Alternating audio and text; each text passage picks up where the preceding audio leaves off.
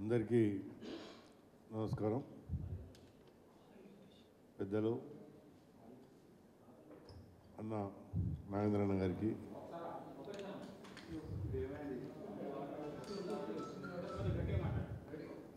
అందరికీ నమస్కారం. పెద్దలు నాగేంద్రన్న గారికి, పురుషోత్తమన్న గారికి, మల్లేశ్వర గారికి, రామదాస్ గారికి, ముఖ్యంగా ఈరోజు చేవెళ్ళ పార్లమెంట్ ఎలక్షన్ జరుగుతుంది. మీ అందరు తెలుసు. ఎలక్షన్లో అందరం పోటీ చేస్తాం. అన్ని పార్టీలు కూడా పాల్గొంటాయి. పార్టీలో మాట్లాడుతూ ఎలక్షన్లో పోతుంటాం. మనం అందరం కూడా చూస్తుంటాం. మన ఎక్కడ కూడా చేవెళ్ళ పార్లమెంట్లో ఒక 20 సంవత్సరాల నుంచి బీసీ అభ్యర్థికి ఒక అవకాశం దొరికింది. అవకాశం దొరికిన తర్వాత మీరందరూ కూడా చూసినారు కొన్ని యూట్యూబ్లలో. ఒక బీసీ నాయకు నిలబడితే మహేశ్వరం మోహన్ రెడ్డి అనే వ్యక్తి ఏ విధంగా మాట్లాడడం మీరు అందరూ కూడా చూసిండు అనుకుంటా. బీసీలకు దమ్ముంటే, మగతనం ఉంటే గెలిపించుకుని మాట్లాడితే ఎంత బాధగా ఉందో మా అందరూ కూడా మీకు తెలుసు. ఏమంటారంటే బీసీలు అందరూ డబ్బులు ఇస్తే బూటు నాక్కుంటూ ఓటేస్తారని చెప్పారు. అంటే బీసీలం అంటే మేము అంత తక్కువ చూపా, మాకు చేత కాకనా, మాకు ఏ విధంగా చేత కాదో ఈ పార్లమెంట్ ఎలక్షన్లో మేము చూపెడతాం. బీసీలందరూ కూడా నేను కోరేది ఒకటే, పార్టీలు ఏ పార్టీనా పార్టీతో మనకు కంటు లేదు. బీజేపీతో మనకు కాదు, కాంగ్రెస్తో కాదు, ఏ పార్టీతో కూడా మనకు సంబంధం లేకుండా ఈ మాట మాట్లాడినందుకు మనమందరం కూడా ఒక ఐకమత్యంతో బీసీ నాయకత్వం ఏందని చూపెట్టాలని కూడా నేను ప్రజలను కూడా కోరుతున్నాను. ఎందుకంటే ఇంత పెద్ద మాట అనడం, ఎలక్షన్లో చాలా తిట్టుకుంటాం, ఓరుకోరం మాట్లాడుకుంటాం. మీరు కూడా చూస్తుంటారు, మేము కూడా చూస్తుంటాం. కానీ ఒక కులాన్ని పెట్టి మీ దగ్గర దమ్ము ధైర్యం ఉందా, మీరు మగవాళ్ళు అయితే గెలిపించుకురనే మాట ఏదైతే వచ్చిందో బీసీ సంఘాలను అందరూ కూడా నేను కోరుతున్నాను. ఇలాంటి సమయంలో ఐకమత్యం కావాలి.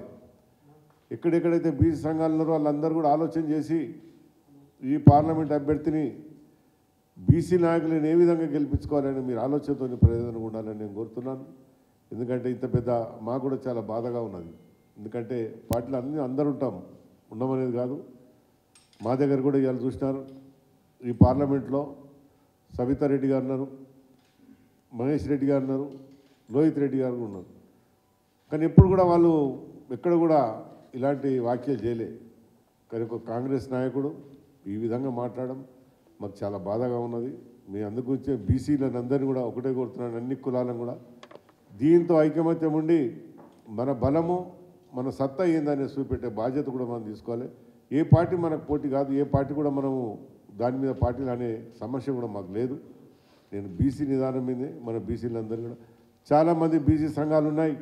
ఇవాళ నిద్రపోతున్నామా? మనం లేవాలి, ఊరు తిరగాలి, ఇంటింటి తిరగాలి, చెప్పి మన బాధ్యతని, మన ఎంపీ అభ్యర్థిని జ్ఞానేశ్వర్ని ఏ విధంగా గెలిపించుకున్నాం మనకు ఆలోచనతో గెలిపేయాలని కూడా మీ అందరినీ కోరుతున్నాను. నేను ముఖ్యంగా జ్ఞానేశ్వర అన్న గురించి తెలుసు మీ అందరు కూడా. ఎన్నో సంవత్సరాల నుంచి, ఇవాళ 30-40 సంవత్సరాల నుంచి బీసీల గురించి, 93 కులాల గురించి ఎంతో పోరాడిన నాయకుడు. అలాంటి నాయకుడిని ఈ విధంగా మాట్లాడడం మాకు చాలా బాధాకరం ఉన్నది. అందుకని ఇప్పుడు నేను ఒకటే చెప్తున్నాను, అందరూ కూడా బీసీ నాయకులకు, అన్ని కులాల వారికి కూడా ఇవాళ చాలా బయటికి వెళ్ళి చెప్పే బాధ్యత మనకుంది. ఎందుకు మన కింద కించపరిచినట్టు మాట్లాడారు? మనకు చేతగాకనా, మన దగ్గర బలం లేకనా, మనం వెనుకబడి ఉన్నాం అనేది ఒకసారి ఆలోచించుకొని ప్రజలందరూ కూడా ఆలోచించి అన్ని కులాల వాళ్ళు కూడా దీన్ని ఏ విధంగా ముందు తీసుకుపోయి ఇంటింటి తిరిగి చెప్పే బాధ్యత కూడా నేను యువకులను కూడా కోరేది ఒకటే, మీరు ఒక్కసారి ఆలోచించండి. ఈ మాట ఎందుకు వచ్చింది, ఈ పేరు ఎందుకు వచ్చింది, మనం అనవలసిన అవసరం ఏమొచ్చింది? ఇవాళ మనం చూస్తున్నాం 95% మనం ఉండి ఇలాంటి మాట్లాడడం మనకు బాధాకరం ఉన్నది. దాన్ని ఏ విధంగానైనా చేయాలి. పార్లమెంట్లో ప్రజలందరూ కూడా మేల్కొని ఇలా పార్లమెంటు ప్రజలకు అందరూ కూడా కోరుతున్నాను నేను. ఇలా 7 కాన్స్టిట్యూన్సీల ప్రజలందరూ కూడా కోరుతూ మీరందరూ కూడా గట్టిగా దీన్ని ఎదుర్కొనే బాధ్యత ఉన్నది. ఎందుకంటే నేను కూడా ఒక బీసీ ఎమ్మెల్యేగా 4 మాటలు గెలవడం జరిగింది రాజధానిలో. నాకు అన్ని కులాల వాళ్ళు సపోర్ట్ చేశారు. బీసీ అనేది అన్ని కులాలు, ఓసీ అందరూ సపోర్ట్ చేశారు. కానీ ఎక్కడ కూడా ఈ మాటలు మాట్లాడుకోలేము మేము. మాకు అదే బాధగా ఉన్నది. ఎందుకు మేము ఇంతమంది ఉండి మేము దీన్ని ఎదుర్కోలేకపోతున్నామా అనే ఆలోచనతో నేను ఒకటే చెప్తున్నాను, బీజేపీ పార్టీ అనేది మాకు కాదు, కాంగ్రెస్ పార్టీ అనేది కాదు, ఏ పార్టీ అనేది కాకుండా ఒక బీసీ నిదానం మీద మనకు చెడ్డ పేరు వచ్చినందుకు దీన్ని మన సత్తా ఏందో చూపెట్టే బాధ్యత తీసుకోవాలనుకుంటే నేను కూడా కోరుతున్నాను. ఊరికి సంఘాలందరూ కూడా బీసీ సంఘాలు నిద్రపోతున్నామా, మనం లేవాలి, ఇంటింటికి వచ్చి చెప్పే బాధ్యత తీసుకోవాలి. సంఘాలందరినీ కూడా నేను కోరేది ఒకటి, అన్ని కులాల సంఘాలను కూడా రేపటి నుంచి మనం అందరం కూడా ఈ 6 రోజులు కష్టపడి మన అభ్యర్థిని గెలిపియండి. ఈ పార్లమెంట్ అభ్యర్థిని ఈ మాట అన్నందుకు మీరు గెలిపియండి. ఒక బీసీ ఎమ్మెల్యేగా నేను కూడా రేపు రాబోయే రోజుల్లో ప్రజలతో మనం అందరం కూడా ఏ విధంగా ముందుకు వెళ్ళిన ఆలోచనతో పోదామని కూడా మీ అందరినీ కోరుతున్నాను. దయచేసి మా మీడియా సోదరులు కూడా మీరందరూ కూడా దీన్ని చాలా జాగ్రత్త ఏ విధంగా చేయాలని కూడా మీ ప్రజలకు చూపెట్టే బాధ్యత కూడా మీలో ఉంటుంది. ఎందుకంటే మేము ఒకటే బాధ ఉన్నది, ఎప్పుడు కూడా మేము ఏదో ఆ పార్టీని ఈ పార్టీ అనేది కాదు. మాకు ఈ భాష ఎందుకు వచ్చింది, ఈ మాట ఎవరు చెప్తే నువ్వు అన్నావు, ఎందుకన్నావు, ఇదే మాట అన్నప్పుడు మరి ఇదే రంజిత్ రెడ్డి కానీ ఇదే విశ్వేశ్వర రెడ్డి కానీ ఈ మాట తప్పు నువ్వు మాట్లాడేది ఎందుకు మాట్లాడినా వాళ్ళందరూ లేకపోతే మనం రాజకీయం చేస్తామని ఒక మాట ఎవరు మాట్లాడలే. అందుకని మాకు బాధగా ఉన్న చూసినాం. ఓ వారం రోజులు వచ్చిన తర్వాత చూసినాం, ఇంకోరైనా మాట్లాడతారేమో దీన్ని పండిస్తామని చూసినాం. కానీ ఎవరు కూడా దాని మీద ఆలోచించలేదు. అందుకోనికి మేము ఒకటే కోరుతున్నాం, ప్రజలందరూ కూడా బీసీ నాయకులను కులాలందరికీ అన్ని కులాలను కూడా నేను కోరేది ఒకటే, గట్టిగా మీరు ఇది వాదించి రేపు ప్రజలలో తీసుకుపోయి మన నాయకుని ఒక బీసీ నాయకుని మంచి మెజార్టీతో గెలిపించాలని నేను చెప్తున్నాను. అన్న ఆలోచన మాకు ఎప్పుడు కూడా రాలేదు, ఆలోచన ఎప్పుడు కూడా నాకు రాలేదు. నేను కూడా ముఖ్యమంత్రి గారి దగ్గర 2 మాటలు ఇవ్వడం జరిగింది, ఆయన కూడా ఆలోచన రాలేదు. ముఖ్యమంత్రి గారు కూడా ఎప్పుడు నన్ను రమ్మనేది నేను కానీ నాకు పరిచయం ఉండే పట్టుకపోయిన, అంతేగాని ఈ పార్టీ ఇచ్చిపోవాలని నాకు ఆలోచన కూడా రాలేదు. నాకు ముఖ్యమంత్రి గారు కూడా నన్ను ఎప్పుడు ఫోర్స్ చేయలేదు రమ్మని, ఉన్న వాస్తవం చెప్పాలి మీకు చెప్తున్నా ఇవాళ మీడియా కూడా.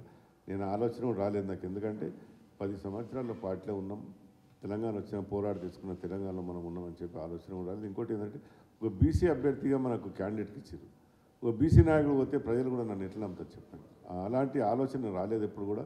నేను ఆలోచన పెట్టుకొని కూడా లేదు, ఎందుకంటే 4 మాటలు గెలిచిన, 2 మాటలు అపోజిషన్లో ఉన్న టీడీపీలో 2 మాటలు గెలిచిన, రెండోసారి టీఆర్ఎస్లో గెలిచిన. పోవడం అంత అవసరం లేదు, నాకు అంత ఆలోచన కూడా రాలేదు, ఆలోచన రాదు కూడా అనుకుంటాను నేను. అంతే నాకు పారి ఏముంటుందంటే కార్యకర్తలను ఎవరైనా అడుగుతాను, నేనైనా అడుగుతాను, నువ్వైనా అడుగుతాను. కార్యకర్తల అభిప్రాయం తీసుకున్న తప్పేం లేదు. కార్యకర్తలు ఒకటి ఏమన్నారంటే మనం పోరాడి తెచ్చుకున్న తెలంగాణలో ఓ బీసీ అభ్యర్థి కూడా క్యాండిడేట్కి ఇచ్చారు, మనం పోవడం తప్పు కాదన్న కార్యకర్తల అభిమానం అడిగారు. కానీ వాళ్ళు పోవద్దు నువ్వు ఉండాలి అని అనలేదు. నన్ను కూడా ఎక్కడ కూడా ముఖ్యమంత్రి గారు ఎక్కడో ఒత్తిడి చేయలేదు, దాని గురించి ఆలోచన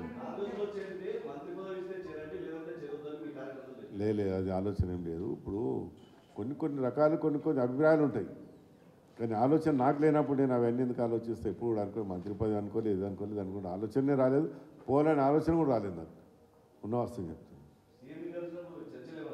లేదు చర్చలు ఏం జరగలేదు. ఒకసారి మా మన్మరాలు పెళ్ళినప్పుడు కార్డు తీసుకొని పోయినా, ఫస్ట్ పోయినప్పుడేమో కలవనికి పోయినా, అంతేగాని ఇంకోటి దాని మీద చర్చలు జరగలేదు, ఏం మాట్లాడలేదు.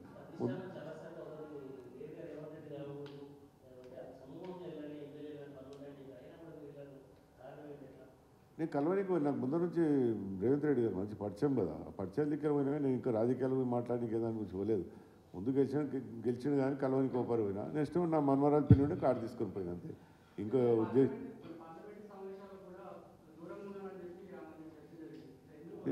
ఏడున్నా చెప్పండి, మీరు ఏ పార్లమెంటు ఏ మీటింగ్ రాలేదో మీరు చెప్పండి, నేను దాని మీద ఉంటా. ఈ మీటింగ్ నేను చూసిరు కదా, శంషాద్ దద్దరి వెళ్ళిపోయింది చూసిరు కదా, అట్లా ఉండదు. ఇంకో పార్టీలో ఉన్నాడు క్రమశిక్షణతో పనిచేస్తాం, అంతేగాని దాని ఆలోచన ఏముండదు. పార్టీకి పనిచేయాలని నేను ఒక్కటే ఇలా పెట్టింది ఏంటంటే, మా బీసీలను ఎందుకు కించపరిచారు, దాని మీద ఎందుకు వచ్చిందని దాని మీద పెట్టడం జరిగింది. ఇంకో దాని మీద రాజకీయాలు లేదు, ఏం లేదు. మా బీసీలంతా ఐకమత్యం అయ్యి బుద్ధి చెప్పే బాధ్యత తీసుకొని పార్టీని ఏ పార్టీని విమర్శించడానికి రాలేదు. బీజేపీని విమర్శించిన, కాంగ్రెస్ కానీ ఏ పార్టీ కాదు. మా బీసీ నాయకులు విమర్శించేందుకు మేము ఏమంటారు, డబ్బులు ఇస్తే బూట్లు నాకు టోటేస్తామంటే అది అంత ఇద్వానంగా ఉన్నాం మేము బీసీలమంతా. మీకు దమ్ముంటే గెలవండి అని అంటే మా దమ్మేందో చూపెట్టాలని చెప్తున్నాం. ప్రజలందరూ కూడా నేను కొడుతున్నాం, కాన్స్టిట్యూన్సీ ప్రజలందరూ ఇక్కడున్న బీసీలందరినీ ఇప్పటికైనా మేల్కొని ఈ పని చూపెట్టాలని కూడా నేను చెప్తున్నాను.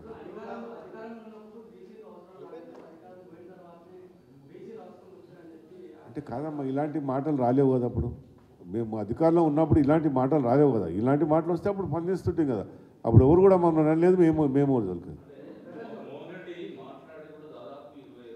నేను చూసినాము, ఎందుకు చూసినామంటే 20 రోజులు కాదు, 10-12 రోజులు అవుతుంది. ఎందుకు స్పందించలేదంటే విశ్వేశ్వర రెడ్డి మన రంజిత్ రెడ్డి ఏమన్నా ఇట్లా అన్నందుకు మావాడు తప్పన్నాడు, దాన్ని మాట్లాడితే ఒక వారం 10 రోజులు చూసినాం. దాంతో అప్పుడప్పుడు అంటూనే ఉన్నాం. కానీ ఇలా ప్రెస్ మీట్ పెట్టడం ఎందుకు ఇప్పటిదాకా మాకు స్పందన రాలేదు.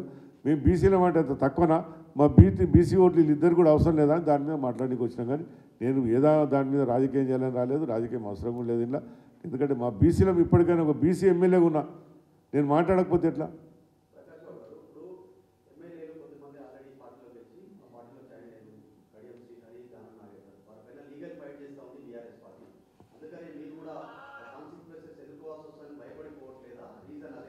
లేదమ్మా,